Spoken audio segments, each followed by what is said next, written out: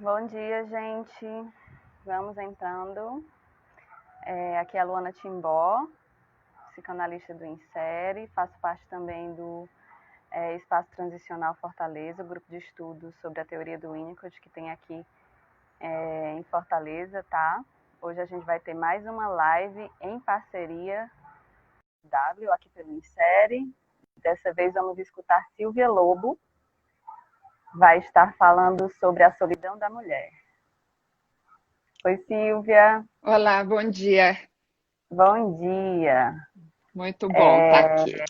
Eu queria só pedir para as pessoas dizerem como é que está a transmissão, se estão me vendo bem, se estão vendo e ouvindo bem a Silvia. Né? Eu estou vendo que a internet ainda está... deixa só eu... Vai pausar o vídeo só um pouquinho para eu...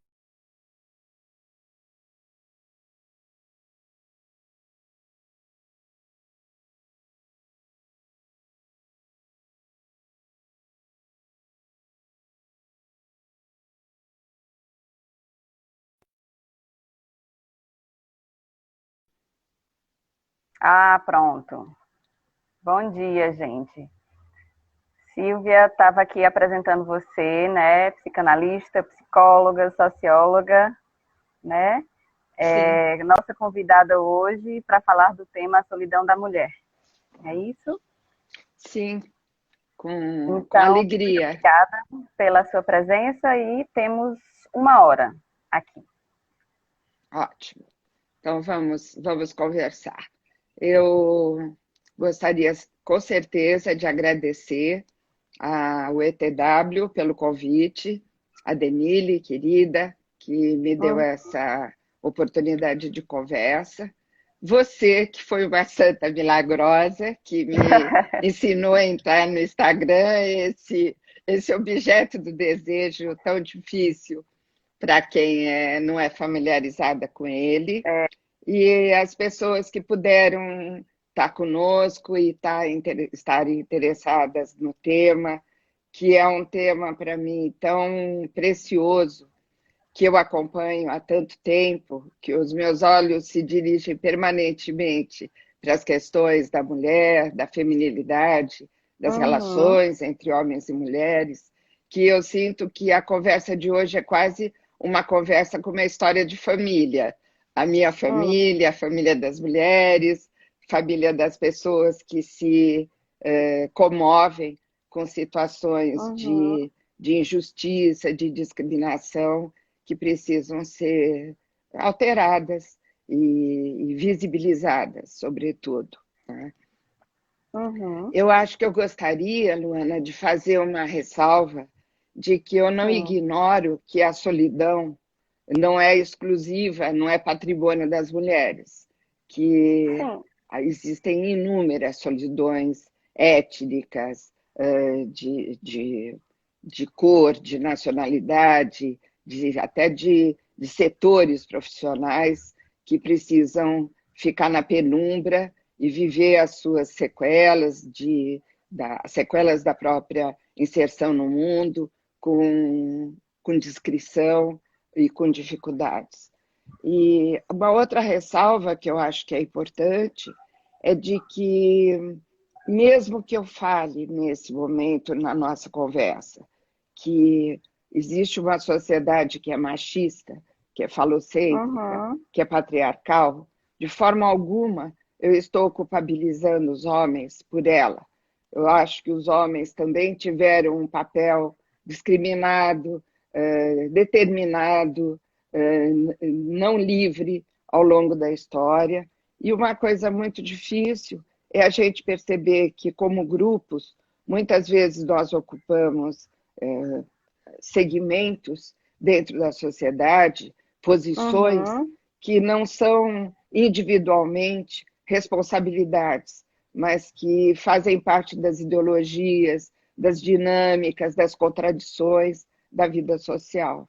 Os homens Sim. têm sido aliados das mulheres em muitas e muitas oportunidades. A vida fica melhor com a existência deles, né?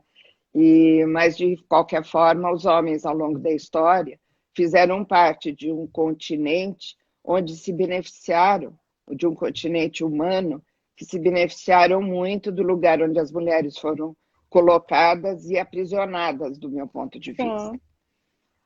Uma outra coisa que eu acho que seria interessante da gente conversar, e está no pano de fundo da minha reflexão, é que a história é uma companheira, é um conjunto de conhecimentos, companheiro de talvez todas as nossas reflexões. Ela, como a psicanálise, ela não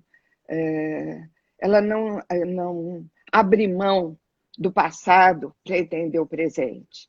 Os inícios de uma história, os inícios de um conjunto humano, o início de uma vida mental, ela está imbricado em toda a trajetória dessa história que se desenvolve. Então, eu priorizo a história nesse momento, na minha exposição, na minha conversa, e quero pensar com vocês as consequências emocionais da história ter se passado da maneira como se passou. Não é? Algum tempo atrás, talvez vocês tenham assistido um filme muito bonito, argentino, chamado A Odisseia dos Tontos. É um filme de um ator fenomenal chamado Ricardo Darín, que fala de um grupo de operários, de pobres, de cidadãos, que resolve montar uma cooperativa numa antiga fábrica que foi desocupada. E Qual o nome eles do filme, reúnem Silvia, novamente? Odisseia dos Tontos. É um filme Odisseia dos argentino. Tontos, tá. E então um grupo de cidadãos humildes, muitos desempregados, resolvem sair de uma situação de miséria se aliando, se unindo, juntando os trocados que tinham, vendendo bicicletas, dando economias, e depositam esse dinheiro num banco para formar a tal cooperativa. E esse dinheiro é roubado, ele desaparece, e eles então ficam, num primeiro momento, inconformados, desanimados, deprimidos, e depois eles resolvem montar um plano de ação. E no final do filme, vou dar spoiler, eles conseguem recuperar esse dinheiro por artimanhas e por improvisos e por iniciativas, algumas até muito estabanadas, muito improvisadas, né? Espontâneas, com uma certa ingenuidade. E quando eu vi esse filme, foi alguns meses atrás, eu lembrei dessa conversa, porque a fala do personagem no final do filme é muito bonita, porque ele diz uma coisa mais ou menos assim, que eles acabaram descobrindo que ser um tonto na vida não é uma má coisa, porque uma coisa que eles aprenderam é que os tontos, as pessoas que são tontas, elas aprenderam, eles como tontos, na verdade, aprenderam a se levantar uma, duas, muitas vezes, e a não fechar os braços, a não desistir, jamais. Né? E eu, quando vi essa frase, como é uma questão permanente na minha cabeça, eu pensei que isso valeria para a história das mulheres, que nós podíamos pensar nas mulheres como as tontas da história, aquelas que ingenuamente tentaram se safar de situações, acreditaram e foram enganadas, foram traídas, se apaixonaram e foram trocadas, e que socialmente foram muitos os tombos que nós, como mulheres, levaram. Fomos tontas.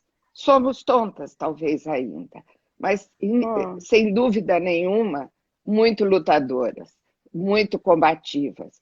E graças a esse nosso improviso, muitas vezes desajeitado, outras vezes muito articulado, nós conseguimos chegar nesse momento onde estamos, onde podemos ter conversas como essas, pensar nas mulheres a quem devemos gratidão pela história pregressa, né? E e fazer conquistas como fazemos hoje e nos colocar numa situação de muito mais capacidade de diálogo e de interlocução do que jamais tivemos em nenhum outro momento da história. Uhum. Sem dúvida nenhuma, o título dessa nossa conversa, A Solidão, ela é uma marca muito característica desse trilhar das mulheres. E não é uma solidão qualquer, é uma solidão das mulheres. Eu penso que é uma solidão singular a nós, singular ao nosso gênero, vamos dizer assim. Porque não é uma solidão de se sentir diversa de outros, o que já não é fácil. Não é uma solidão de se sentir inferiorizada, porque isso seria comum a muitos outros grupos humanos, mas é uma solidão de se sentir inexistente. É uma solidão de que, por séculos, nós copiamos modelos, nós obedecemos ordens, nós seguimos idealizações sobre o que seria ser mulher, o que deveria ser o comportamento de uma mulher, ao pé da letra, na tentativa de sermos aceitas, amadas, respeitadas, incluídas. Não é? Então, a solidão da qual eu falo é uma solidão de não se sentir com direito a ser, uma solidão de encontrar dentro de si um oco, um vazio, um nada, não é? Porque na tentativa de se adequar, nós perdemos muitas vezes a própria referência de quem somos. E essa é uma solidão insuportável, não é? E é interessante, Luana, a gente pensar que talvez muitos dos que conosco estão nesse momento não saibam que ser mulher, da forma como somos hoje, sermos mães, na forma como somos descritas, é uma caracterização muito recente. Ela data do século XIX, junto com a Revolução Industrial, mais exatamente nesse momento. Há um corte de nós sermos chamadas de fêmeas, de pessoas improdutivas, de pessoas inúteis, de fracas, de pessoas que tinham mau direito à instrução, de pessoas consideradas inferiores, de pessoas que não tinham nenhuma outra função na vida a não ser parir. O nosso único mérito, se é que em algumas sociedades assim foi, era de fazer bebês. Bebês que eram entregues a instituições, a grupos e aos homens.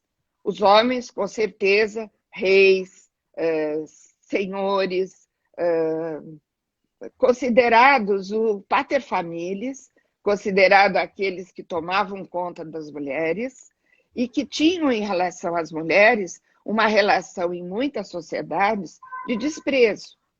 Porque em muitas sociedades, curiosamente, a mulher não era o objeto sexual. A mulher não era o objeto de encanto, eram os homens. Em muitas sociedades, a homossexualidade, a grega foi o padrão mais clássico disso. O objeto sexual do amor eram os homens com os homens. O corpo dos homens era o corpo admirado. A referência do que era o corpo humano era um corpo masculino. E isso vigorou por séculos.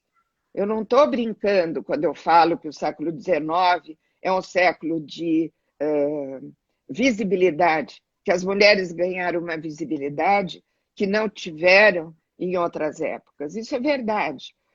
A gente poderia pensar, mas houve mulheres notáveis nos séculos anteriores, poetisas, escritoras, cientistas, todas elas se caracterizaram como uma exceção.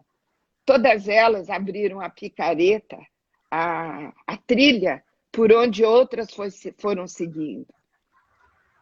Mas valeria a pena a gente ainda pensar. Tem que ir abrindo hoje em dia, né, Silvia? Com certeza. É uma trilha que que nesse momento talvez caminhe mais rápido, como quando a gente faz os primeiros aprendizados aí do Instagram, e eu tenho esperança que daqui para frente eu me movimente mais rápido. Mas é um caminho que ainda nós temos a lutar. A minha esperança, e talvez a de muitas de nós, é que nós lutemos por este caminho e por esse espaço, mais acompanhadas, cada vez mais acompanhadas, não é? Mas por muito tempo esse caminho foi muito rigidamente estabelecido. É curioso que, por exemplo, o corpo humano era considerado o mesmo. Havia um único corpo humano de homens e mulheres. A diferença é que o corpo humano do homem era para fora e o corpo humano das mulheres era para dentro. Todos os órgãos que os homens apresentavam estavam dentro do corpo da mulher. Houve uma época que nem se sabia direito por que os bebês nasciam.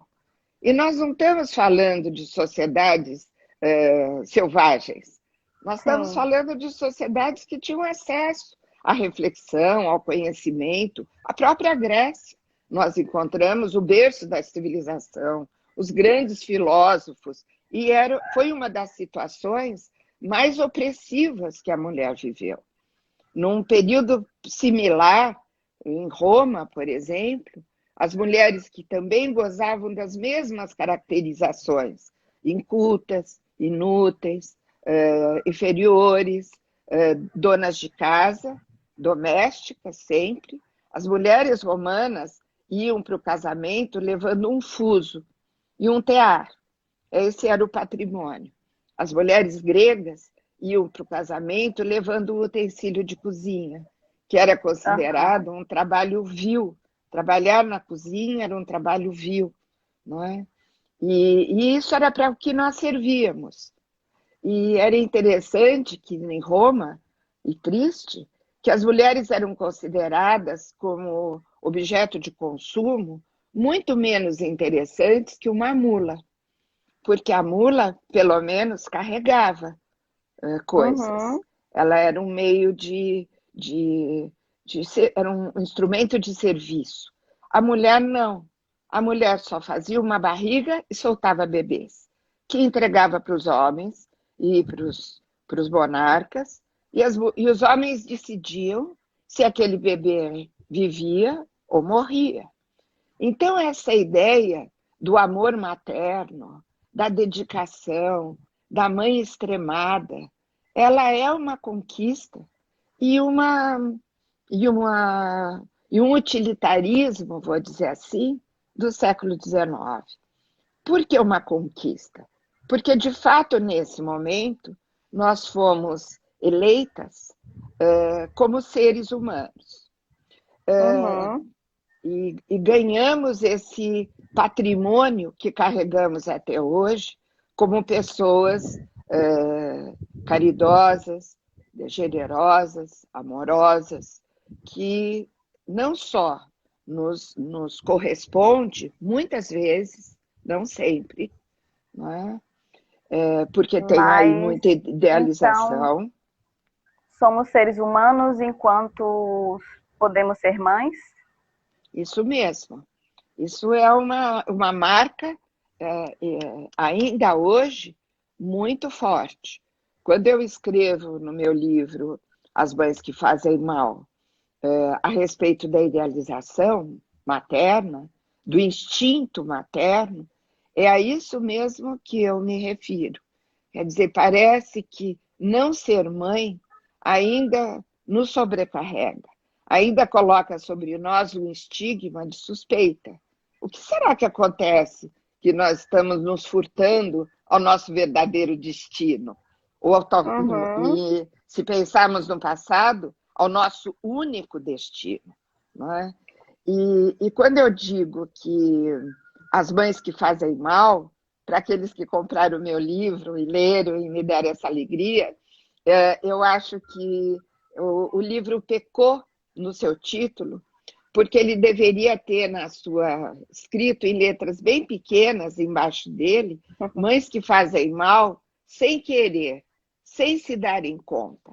porque nós fazemos mal quando tentamos corresponder a esse ideário, quando nos falsificamos, quando tentamos corresponder bravamente a um clichê, estabelecendo com os nossos homens, com as nossas parceiras, com os nossos filhos, uma relação de falsidade, não é? Uma relação de mentira, porque nós nos baseamos nos preconceitos a respeito do que uma mulher deve ser. Não é? Então, a minha tentativa hoje e sempre é que nós possamos ser o mais possível nós mesmas. O Winnicott tem uma... A Carla lembrou aqui uma coisa que você diz no seu livro, né? Que fazer mal não é ser mal. Não é ser má, né? Isso mesmo. E tem uma frase do Winnicott, eu gosto muito do Winnicott, como eu gosto bastante do Freud. E são fontes permanentes minhas de inspiração, de reflexão. E o Winnicott tem uma frase que ele diz assim, a maior traição, o Freud também se aproxima muito disso, a maior traição que nós podemos fazer a nós próprios é trairmos a nós mesmos. E a nós mesmas. Eu acho isso assim quase como um dizer que nós devíamos ter grafado na nossa pele, uma tatuagem que todos nós devíamos ter. Não é? O Freud, ele diz uma coisa também muito interessante, quando ele diz, por exemplo, que o intuito dele falar da psicanálise, quando ele faz uma palestra para os pediatras e para os psiquiatras, acho que para os psiquiatras, se não me engano, e ele diz que o intuito dele de falar da psicanálise não é de fazer propaganda da psicanálise, é que ele tenta, através da psicanálise, reduzir os preconceitos e ajudar, colaborar para que o universo dos humanos, das pessoas que o ouçam, se amplie. Saia, nós diríamos hoje, dos clichês, daquilo que está estabelecido fora de nós. Com certeza, o fato de nós vivermos numa sociedade nos obriga e nos organiza para fazermos parte de um grupo e seguirmos referências que são comuns. Mas é necessário que nas nossas relações de intimidade e nas nossas relações de apresentação, que nós possamos ser o mais possível nós próprios. Não é? O que me parece importante nessa conversa, Luana, é aquilo que aparece no meu subtítulo dessa conversa, que são as sequelas emocionais desse tipo de história, não é? Sim.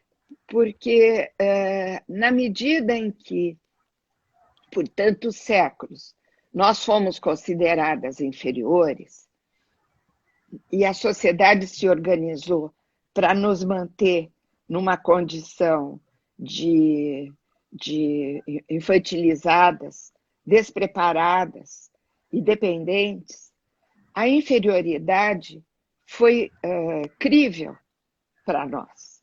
Nós acreditamos nisso.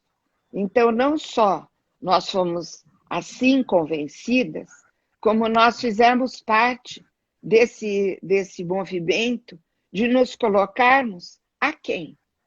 E essa é uma coisa muito triste de uma situação social de indigência, porque a indigência social, que ela pode ser uma indigência que vem da pobreza real, da pobreza, da falta de recursos, de sobrevivência, mas ela também pode ser uma indigência psíquica, ela faz parte do nosso patrimônio. Ela se confunde com aquilo que somos, aquela que somos, aos direitos pelos quais podemos lutar. E, aliás, tem um filme também muito interessante que mostra isso muito bem. Esse é bem recente, que chamado Parasita. E é um filme Uhum. que fala de uma situação de muita indigência social, pessoas muito articuladas, um grupo familiar inteligente, amoroso, e que se vê lutando indigentemente, né, na busca de ter alimento, de ter salubridade na habitação, de ter alguns sonhos de desenvolvimento realizados, eles se empregam gradualmente numa casa de família. E aos Uhum. poucos vai acontecendo a trama e eles acabam sendo identificados dentro das pessoas que habitam essa casa e que têm uma condição social muito confortável, eles acabam sendo identificados pelo cheiro, por um cheiro fétido. Então, Uhum. o cheiro os identifica. E a trama dá um destaque muito, é um filme muito bonito, e muito triste, e muito Uhum. que permite uma reflexão. E é nesse caminho que eu penso na indigência feminina, que essa Uhum. indigência, como um cheiro, nos impregnou e nos tornou indigestas, muitas vezes para nós próprias. Então, a solidão da qual eu falo é essa solidão, onde nós, usando uma linguagem nossa, psicanalítica e unicotiana, nós nos defendemos através de um falso self. Nós criamos Uhum. um falso self que tem a ver com uma ocupação desse lugar que nos foi designado, onde a invisibilidade, a obediência, a submissão, a dependência, a docilidade, a graça, nos deram um lugar no mundo, protegido, aonde nós tínhamos a esperança de ser incluídas, de sermos salvas e de termos uma proteção que viesse dos poderosos, dos que eram sábios, fortes, superiores e tudo aquilo que nós não tínhamos. Uhum. Eu friso, de novo, a ideia de que esse movimento que eu estou descrevendo, ele dava conta, vamos dizer, de uma maioria.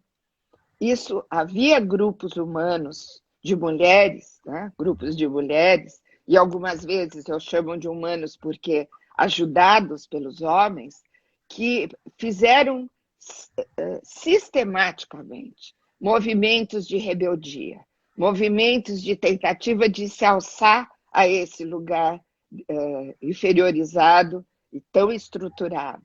Uhum. Movimentos que, por vezes, foram muito bem sucedidos, mas que, incrivelmente, surpreendentemente, a cada tomada de posse de um ser mais digno, nós éramos, como grupo de mulheres, abalroadas, suspensas, proibidas. Movimentos misóginos sucessivamente nos obrigavam a voltar para um lugar com o qual nos resignávamos. Por isso a minha analogia no começo dessa conversa com os Uhum. tontos, porque a gente voltava para trás e a gente andava para frente. E a gente Eu lutava e lembrei se agora organizava. outro filme recente que talvez valha a pena ser citado é o Vidas Invisíveis, né? Sim, com certeza. Não é? E que fala da saga daquelas duas mulheres. Aquela saga das duas mulheres ela pode ser ampliada em milhares de vezes, não é? Por milhares de vezes, porque abarca um continente uh, de mulheres negras, brancas, indígenas, judias e muitas outras mais. Né? Então, acho importante que nós possamos pensar que essa situação de invisibilidade, ela nos abrigou, não é? E foi uma tentativa de nos proteger por muitos e muitos séculos. Não estamos falando de anos, estamos falando de séculos. Não é? é interessante que a maior virtude atribuída à mulher era a obediência. E, e o maior defeito, isso é muito interessante, era a curiosidade. Eu brinquei com uma amiga há pouco, conversando sobre essa live, que talvez tenha sido a curiosidade que nos salvou, porque não nos conformávamos de não poder saber das coisas, de perguntar o porquê, quase como crianças, né? Mas por quê? Uhum. Né? Como assim? Como exatamente? Coisa que, defeito que nós pudemos manter, ainda bem, né? Muito bom isso. Eu fico pensando também que esse falso self nos deu, então, uma adaptação. Nós nos tornamos muito plásticas, muito adaptadas nos nossos casamentos, dentro das nossas situações profissionais.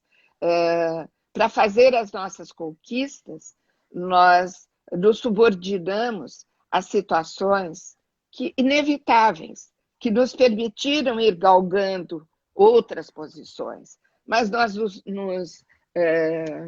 nos conformamos a duplas jornadas de trabalho, nos conformamos a um salário.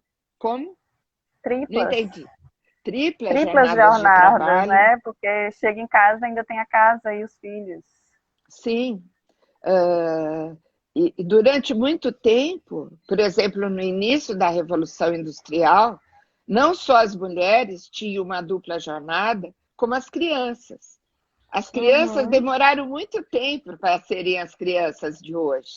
Por muito tempo, elas foram crianças incorporadas ao trabalho dos adultos. Só um momentinho. Desculpe. Elas, por muito tempo, elas foram crianças que não tinham nenhuma educação formal. Elas se educavam soltas no meio dos adultos, no aprendizado daquilo que os adultos iam mostrando. Aquela ideia das crianças como um adulto em miniatura. E muitas Uhum. vezes, no início da Revolução Industrial, havia grupos de crianças e de mulheres que faziam as jornadas noturnas. Quando terminavam as mulheres o trabalho doméstico, as crianças terminavam de ajudar dentro do trabalho da casa, que era muitas vezes o trabalho artesanal, e aí elas dormiam e no meio da noite, tipo meia-noite, elas eram acordadas para trabalhar nas fábricas, com as máquinas, cujas mãozinhas das crianças e as mãos das mulheres eram mais hábeis no manuseio das máquinas. E já nesse momento, o trabalho das mulheres era um trabalho que era muito bem-vindo nesse início, não só porque era o trabalho que se fazia nessas condições, onde havia uma habilidade maior, mas também era um trabalho pelo qual se pagava também muito menos do que se pagava para o trabalho dos homens. Né? Uhum. Então, nesse sentido, as nossas conquistas foram feitas com uma dose de sacrifício muito grande, com as tripas jorradas, com uma situação profissional de exploração, Silvia, com você já uma... viu a notícia de que agora, durante a pandemia, o número de trabalhos científicos submetido por mulheres diminuiu muito, enquanto o número de trabalhos submetidos por homens continuam os mesmos, né? É a coisa de como é que o que a gente está tendo que fazer em lidar essas jornadas de trabalho, cuidar de casa, cuidar dos filhos, que estão impedindo as mulheres agora de produzir, né? Como os homens, Isso e os homens mesmo. continuam produzindo. Eu acho que esse é um exemplo ótimo para a gente pensar como existe uma aliança a ser feita entre os homens e as mulheres, talvez como uma das conquistas mais importantes para que o trabalho com a vida, não é com as crianças, não é com a vida doméstica, o trabalho com a vida possa ser compartilhado. Porque uma Uhum. coisa que a gente poderia pensar nessa nessa informação que você está dando, Luana, é que os homens, eles são, ele poderia ser uma dedução assim, que os homens são indiferentes ao esforço que as mulheres fazem nessa tentativa de coadunar muitos afazeres, as crianças, as casas, a casa, a leitura, a comida e assim por diante. Mas eu acho que, ainda que isso exista, ainda que também a violência doméstica, os abusos, as brigas, os espancamentos também tenham aumentado tristemente nessa Uhum. situação de Sim. isolamento, também é verdade que os homens muitas vezes não podem ser os companheiros que nós gostaríamos que eles fossem e que eles próprios gostariam de ser, porque eles não foram treinados, eles não aprenderam, eles não foram ensinados. Eles também, aí eu digo, lá no comecinho, que eles também foram sacrificados nessa, Sim. nessa padronização da sociedade, nessa divisão entre o que é coisa de homem e o que é coisa de mulher, que existe há séculos. Não é? Eles, assim como a mãozinha das crianças e das mulheres eram mais hábeis nas máquinas, também a mão das mulheres e a atenção e o olhar delas dentro da casa é mais ágil, é mais perspicaz. Não é? O dos homens passa indiferente, muitas vezes, pelas coisas.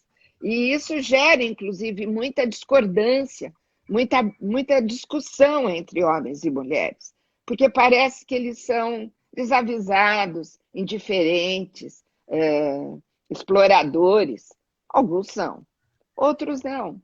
Outros são ignorantes, inábeis, desajeitados, incapazes desse tipo de trabalho.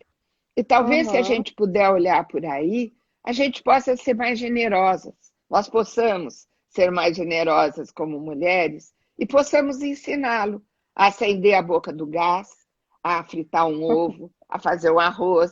Não é? Muitas vezes, quando eu trabalho com casais, eu percebo que as mulheres ficam muito bravas, como você disse, nessa situação de isolamento, como elas se sentem sobrecarregadas. E a cozinha é uma atividade que mobiliza muito trabalho, e tempo e Uhum. atenção. E uma das brincadeiras que eu faço muitas vezes é que as mulheres podem ensinar. Não é? É um exercício que pode até ser divertido, erótico, de muitas maneiras. A cozinha, as panelas, pode ser uma forma de brincadeira, um jeito de entretenimento entre parceiros, parceiras, filhos e mães e assim por diante. Né? Tem um aspecto ainda, eu acho que nós estamos chegando no nosso tempo, eu tenho impressão, mas tem um Temos aspecto que eu ainda 20 gostaria. minutos, tá? Tá ótimo. Tem um aspecto que eu gostaria de pensar que é curioso, eu penso, que é o fato de que nessas tentativas adaptativas de sobrevivência que fomos fazendo, Hum. na invisibilidade, na docilidade, na obediência, nós também rumamos por um outro caminho, que é um caminho menos nobre, do meu ponto de vista, aonde na nossa indigência nós fizemos muitas vezes uma, tomamos atitudes aonde nós adotamos uma perspectiva e uma postura na vida onde a traição, a dissimulação, a mentira, a adulação fez parte da nossa maneira de nos compor. Então, Hum. nós não fomos só aquelas vitimadas por uma organização social que nos inferiorizava, as que se adaptaram na docilidade e na graça, as que se rebelaram e foram punidas, muitas vezes com a morte, com a discriminação, com O internamento. a loucura, o internamento da loucura, a internação. Mas também nós fomos aquelas que traíram, que envenenaram, que enganaram, que fizeram parcerias espúrias. Talvez a gente pudesse pensar na Regina Duarte um pouquinho agora, só como inspiração, né? Mas ela, infelizmente, não é o único exemplo na história. Então, nós também não nos santificamos. Acho que nós temos que sair dessa dicotomia de que nós só somos santas, injustiçadas, ou nós somos rebeldes, loucas, destemidas e corajosas.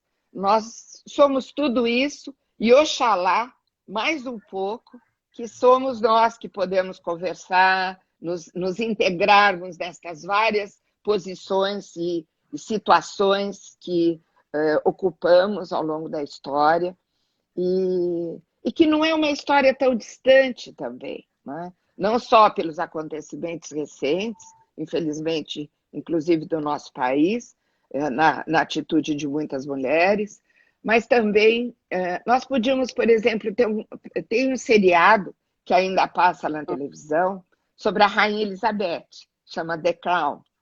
E é muito interessante os episódios, é um episódio que, historicamente, muito bem organizado e que nos faz ter um respeito por essa rainha, apesar dela ser contraditória e muito engraçada nas roupas que usa. Eu nunca vou esquecer ela de amarelo, sapato amarelo, bolsinha amarela e chapéu amarelo, parecia um passarinho lindo, né? Um canário no terraço do palácio. Mas nesse seriado tem um dos episódios, ele é muito emblemático e muito bonito. Nós estamos falando do século XX, né? E estamos falando de uma pessoa que ainda é viva e ocupa uma posição de poder. E que ela jovem, o pai ela cede, né? Isso, ela é obrigada a subir o trono inesperadamente, né? E ela começa a se haver com aquela questão com os ministros, e num determinado episódio ela tem que lidar com uma questão com o Nasser, do Egito, e uma nacionalização do canal de Suez. E ela não tem a menor ideia o que significa o canal, a importância dele na movimentação do petróleo, como é que isso afeta de alguma forma a relação com os Estados Unidos. E ela chama o Churchill, naquele momento, que era um ministro importante, para que ele diga para ela não só o que ela deve fazer, mas, sobretudo, o que é aquilo, né? E ele, então, começa a dar as informações que vão abrindo um universo de compreensão da seriedade daquele acontecimento. E aí a cena seguinte, ela entrando um pouco abrupta na sala onde está a rainha-mãe, né? E ela diz para a mãe assim, escuta, por que você não me educou? Por que você não me deu oportunidade de ter acesso a esse conhecimento que nesse momento me falta? E a mãe olha para ela com uma surpresa, assim, com uma expressão plácida, e diz assim, mas minha filha, você aprendeu tudo o que você precisava. A Constituição da Inglaterra e a ser uma mulher graciosa, educada. Você não precisa de mais nada. Não é? Não precisa, não é que não precisava. E aí é muito bonito porque ela contrata um tutor para que ele a ensine na história do mundo. Ele a introduza na história econômica, política, e isso permitiu que ela fosse uma pessoa que se manteve no poder ao longo do tempo, de todo esse tempo, com muitas atitudes que detinham não só uma nobreza, mas uma sabedoria, não é? Eu acho que nesse finalzinho de conversa, eu queria ainda prestar uma homenagem, vou dizer assim, ao movimento feminista, não é? Porque o movimento feminista, ele tem sido, até hoje, mencionado, inclusive por mulheres, com muito desprezo. Quando se Uhum. fala no movimento das mulheres, imediatamente se pensa na queima dos sutiãs. Ou se pensa nas mulheres empoderadas, que, aliás, eu acho o termo muito infeliz, não é? Porque sempre que eu ouço essa palavra, me dá a impressão que nós estamos lutando para trocar de lugar com aqueles que ocupavam o poder no passado. É uma mera troca de submissão, de retirada da liberdade de alguém. Não é? Eu acho que o movimento feminista, que também é do século XIX, fins do século XIX, foi um movimento ao qual nós devemos agradecer como mulheres todos os dias da nossa vida. Porque a única coisa que esse movimento feminista propôs e pelo qual lutou e recebeu todos esses qualificativos repletos de desdouros, né, de muitas vezes ofensivos, é que a única coisa pelo qual ele lutou foi pela dignidade da mulher e para que ela saísse desse lugar do limbo aonde ela foi escravizada, presa, não é? Retida. Não é? E é bonito a gente perceber que o movimento feminista ele vem se desenvolvendo.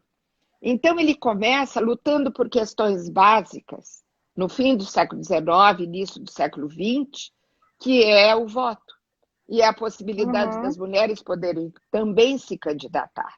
O movimento feminista, nesse momento, ele luta pelo contrato, pela possibilidade das mulheres terem contrato, contrato de propriedade, contrato de trabalho, que, por incrível que pareça, se passaram séculos e nós não tínhamos esse direito de contrato.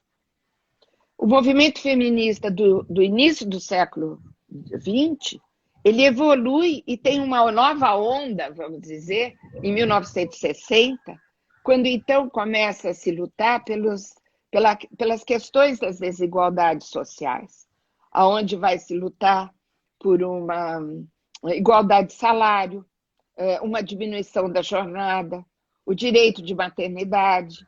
Então, são essas as questões que atingem diretamente a vida pública e social das mulheres. Né? Mas é interessante que em 1990 tem uma nova onda feminista, um movimento mais visível, vamos dizer, de reivindicações, aonde começa a surgir uma forma mais sutil de reivindicação, que é uma pergunta das mulheres: o que se quer como mulher? O que nós pretendemos? Será que nós estamos condenadas exclusivamente a termos parceiros homens?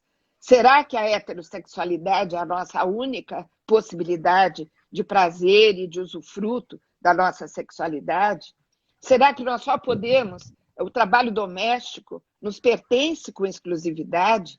Será que não podemos almejar profissões masculinas na NASA, na polícia, onde quer que nós possamos pensar que era de exclusividade do trabalho masculino? Né? E eu fico pensando, Luana, que eu gostaria de Hum. brincar que talvez nós pudéssemos estar vivendo hoje e pudéssemos levantar essa bandeira cada vez mais de uma quarta e uma quinta onda que veio depois desse movimento de perguntarmos, só fazendo um pequeno retrocesso, ainda como Hum. parte dessas perguntas quem nós somos, entrou muito fundamentalmente a questão da violência doméstica. Foi quando nós pudemos elaborar leis no Brasil em 2006, a lei da Maria da Penha, para que as mulheres pudessem ter direitos a serem tratadas na sua afetividade, na sua vida de parceria, com Uhum. respeito. Né?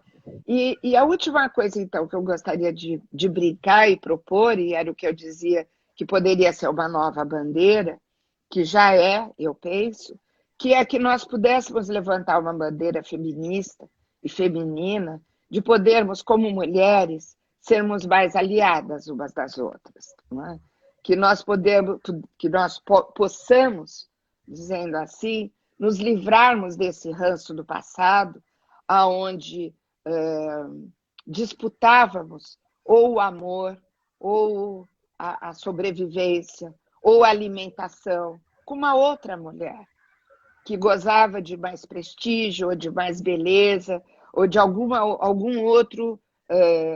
outra qualidade como mulher que passava na nossa frente e dava a ela mais benefícios. Nós Uhum. aprendemos ao longo do tempo que os nossos inimigos não eram os homens. Os homens, nós precisávamos da complacência deles para nós nos sentirmos protegidas. As nossas maiores inimigas eram as mulheres.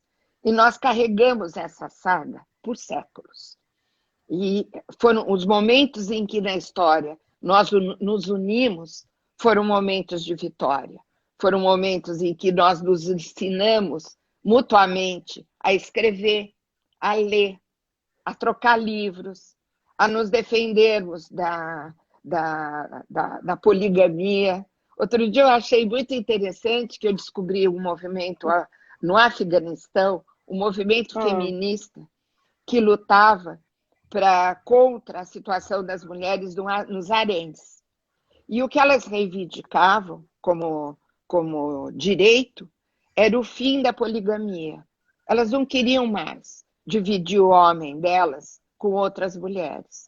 E aí elas se uniram para pensar como é que elas podiam conquistar isso. E elas descobriram que no Alcorão tinha o livro sagrado, tinha Hum. uma cláusula que dizia assim: o homem poderá ter tantas mulheres quantas ele puder sustentar. E aí elas se deram conta que esse era um viés que elas poderiam explorar juridicamente, porque os homens não davam conta, o homem do harém não dá conta das mulheres do harém. Ele as divide com os tios, com os pais, com os primos, com os sobrinhos. Então elas passaram a reivindicar que elas só teriam relações sexuais com o homem do harém. Então, esse foi o caminho do desgaste que está sendo feito, é um longo Uhum. trabalho. Não é? Então, eu penso que essa aliança, quando ela pôde se fazer entre nós ao longo da história, nós fomos vitoriosos. E essa é uma aliança Uhum. que precisa ser explorada. Nós não somos inimigas, o sucesso de uma não significa o prejuízo da outra. Ao contrário, quanto mais nós formos juntas, empreendedoras, felizes, criativas, mais os homens se beneficiarão, as companheiras, as parceiras se beneficiarão, a sociedade, os filhos se beneficiarão. Né? E eu acho que a coisa mais importante que nós, nesse momento, podemos nos dar conta é que, ainda que a conquista amorosa e sexual seja fundamental na vida de todos os humanos, porque isso nos socializa, isso potencializa a nossa amorosidade, é, é importante que isto não seja mais, nunca mais, a primeira luta das mulheres, a primeira busca delas. E que nós possamos saber que nós só poderemos estar bem com quem quer que seja, no mundo, na vida e nas relações, se nós pudermos existir.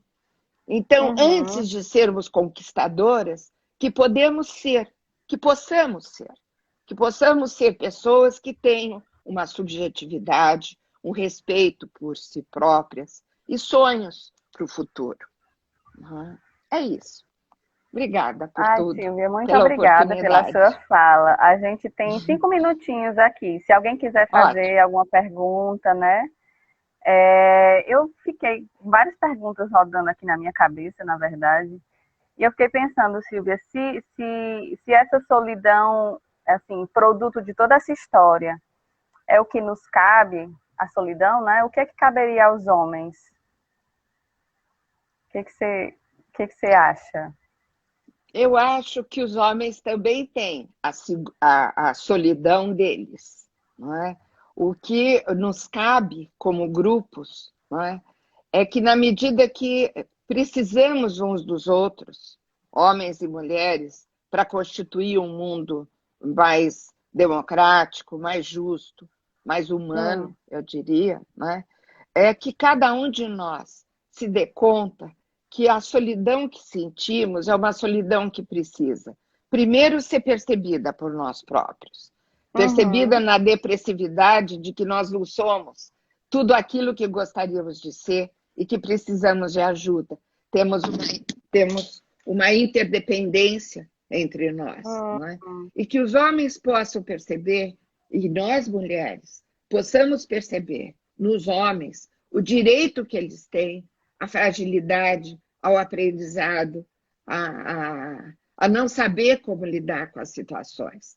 Porque existe também um ranço de que não só os homens se exigem, e isso os torna machistas e cruéis, muitas vezes, a manterem um padrão de sabedoria e de potência, como muitas vezes nós exigimos deles isso.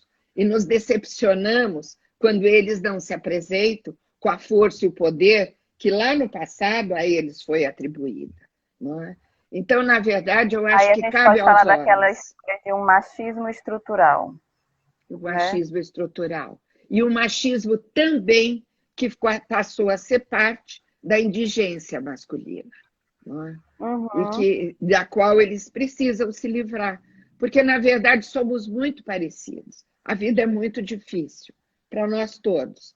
Não há esse privilégio dela ser mais fácil para um do que para outros. Se nós pudermos nos rendermos a essa sina humana, talvez nós possamos, mais aliados, viver melhor, com mais cumplicidade, com mais intimidade, sobretudo.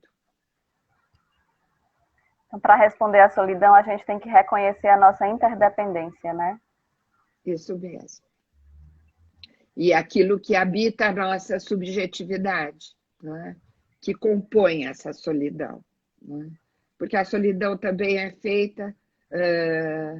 É interessante, Luana, a gente pensar, e talvez esse seja um ponto importante da solidão, que o Winnicott tem uma ideia muito preciosa da solidão, que é a solidão acompanhada, que é a solidão de uma mãe introjetada quando ela é muito satisfatória, quando ela é uma mãe boa e que ela dá conta de criar naquela maternagem que faz, ela cria um bebê, ela ajuda o bebê a se desenvolver num ambiente propício, onde ele tem dentro dele uma ideia de que o mundo o contempla.